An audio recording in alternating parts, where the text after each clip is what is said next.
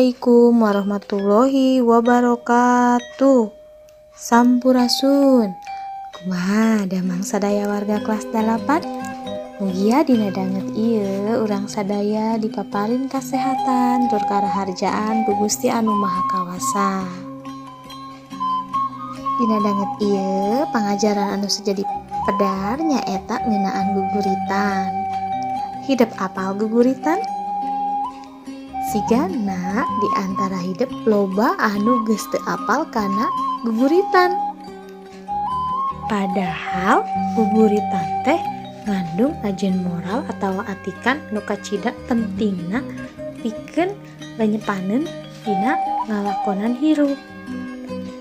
Nah, sarengsena hidup diajar ngeunaan guguritan, hidup dipalar sangkan bisa ngaanalisis guguritan, ngajentrekeun guguritan, nyusun karangan tina wangun guguritan, jeung nembangkeun guguritan. Sangkan hidup leuwih mikawanoh naon guguritan, pek ayeuna regepkeun ku hideep, bandungan ku hideep conto guguritan anu seja dipintonkeun.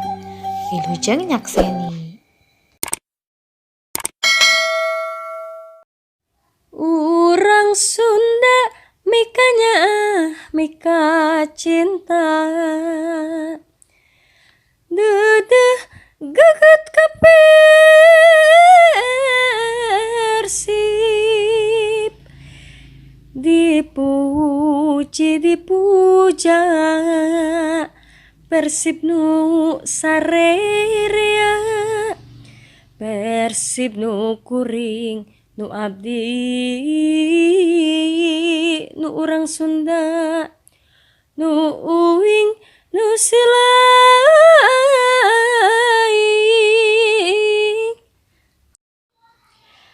teu halangan hujan angin dordar gelap, mun baung bendung tanda, paduli di mana komo main di kandang, pada ngadeg-deg geus pasti mun Persib merak, di mana ge disungsi.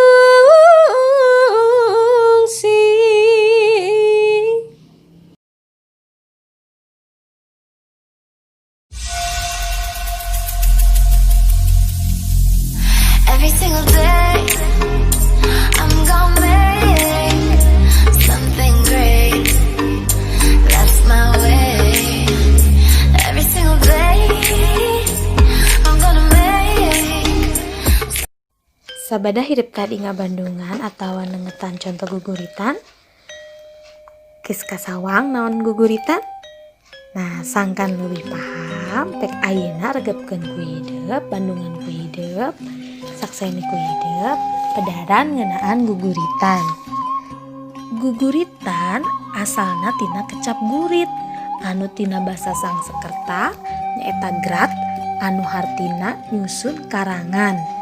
Sedengkeun kecap ngagurit miboga harti anu sarua jeung ngadangding, nyaeta nuduhkeun kana pagawean ngareka atawa nyusun karangan winangun dangding atawa pupuh. Nah, guguritan oge mibanda harti nyaeta karangan. Nah, sedengkeun kecap guguritan sorangan mibanda harti nyaeta karangan wangun ugeran atawa puisi anu pondok dina wangun pupuh. Biasana pupuh anu dipakena atawa anu digunakeun dina guguritan mah tara gonta-ganti. Terus loba pada atawa baitna oge henteu nepi ka ratusan. Paling panjang oge nepi ka puluhan pada.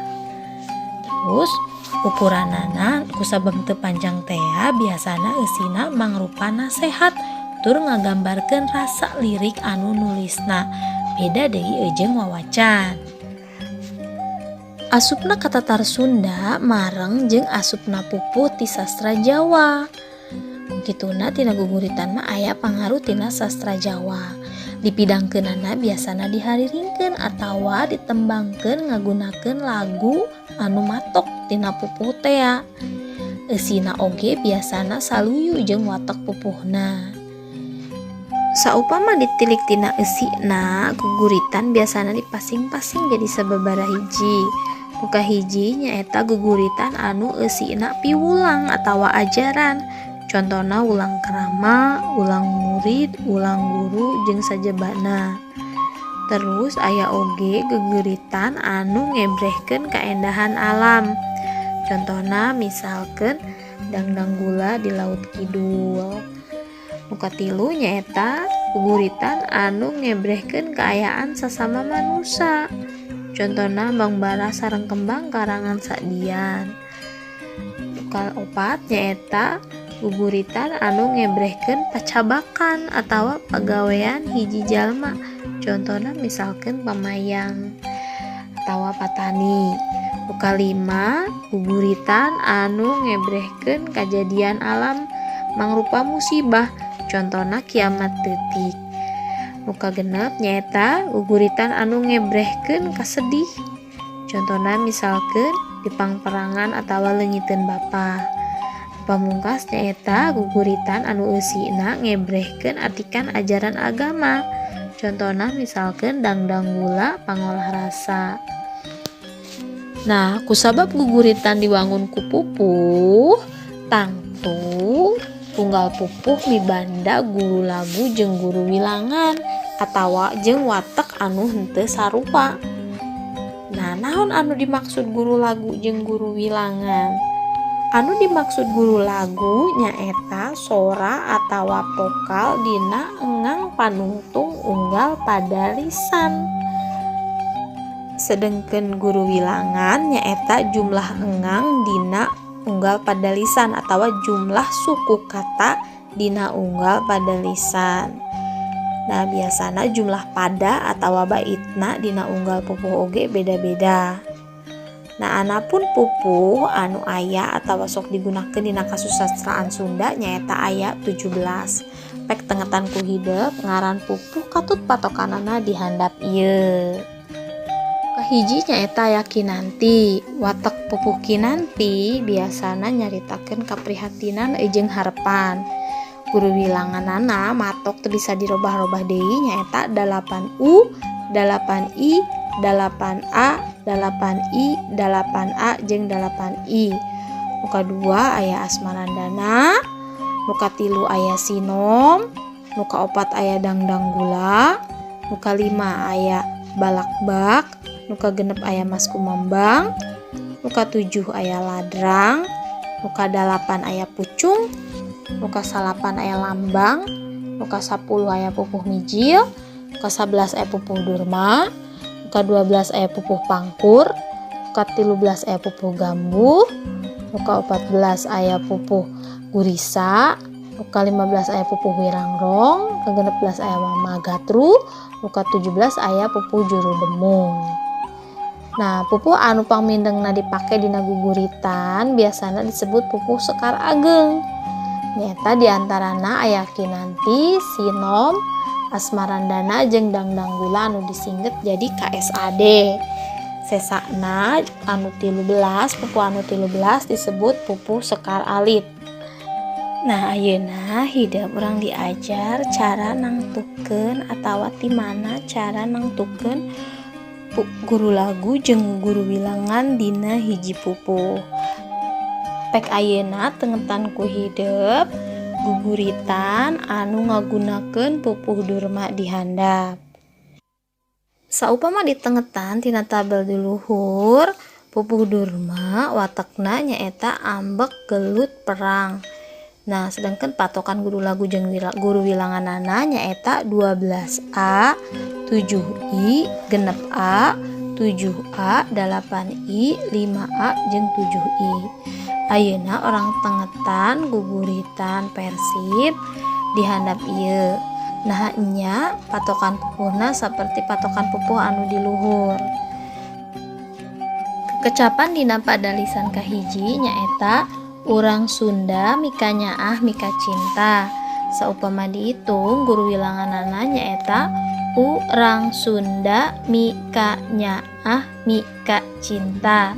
Berarti luyu jeung aturan anu baku pupuh durma nyaeta 12. Tah guru laguna urang tingali dina sora vokal dina tungtung pada lisan.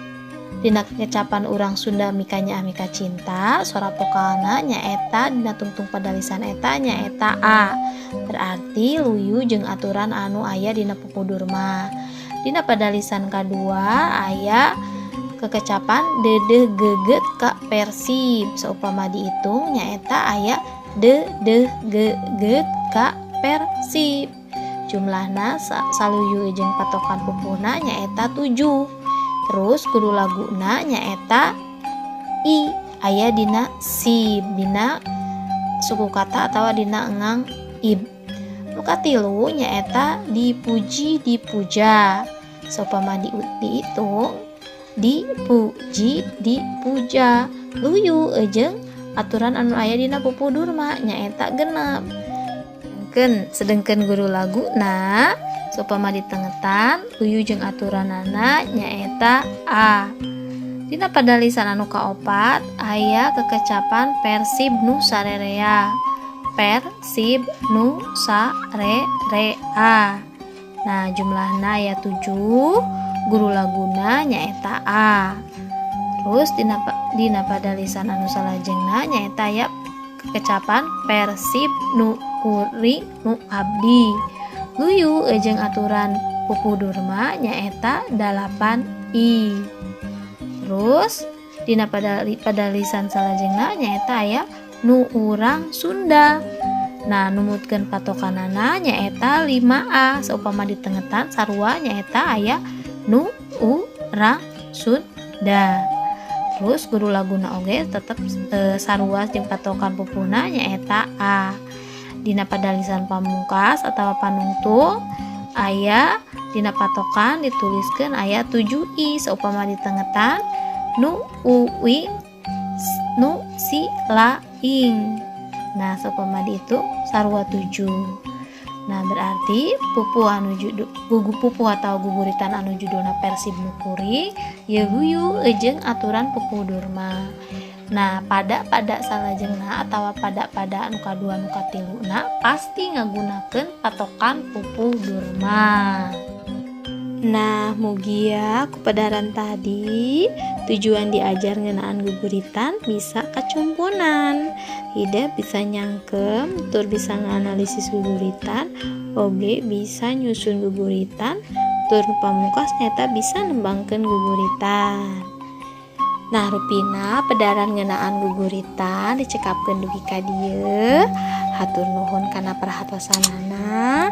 Wabillahi taufiq wal hidayah. Wassalamualaikum warahmatullahi wabarakatuh.